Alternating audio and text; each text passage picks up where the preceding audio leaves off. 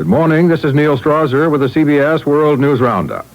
The attempt inside is informality, with Secretary of State Vance bringing the foreign ministers of Egypt and Israel together in a living room setting. But outside, the castle walls frown down and the security is heavy as the U.S. attempts to get Mideast negotiations going again. Marvin Kalb reports from Kent, England. The terrorist threat that forced this meeting to move from a downtown London hotel to Leeds Castle here, located about 45 miles to the southeast of London, appears to be an active and continuing one.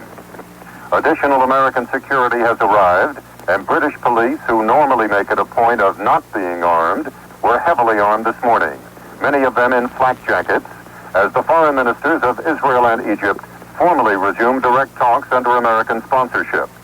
Last night, after all three foreign ministers were helicoptered to this castle, surrounded by a moat connected to land by a single drawbridge, Secretary Vance met separately with Israel's Dayan and then Egypt's Kamel to work out procedures for today's opening round of talks.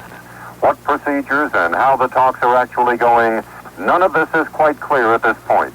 Maximum security apparently means minimal information. The hope was that Egypt and Israel would at least agree to meet again on a regular basis and narrow their vast differences over a Palestinian settlement on the West Bank and the Gaza Strip.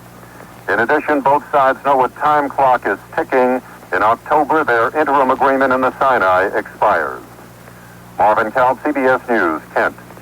In their absence, a Soviet court today convicted two American reporters of libeling Soviet television. Bernard Redmond has details from Moscow.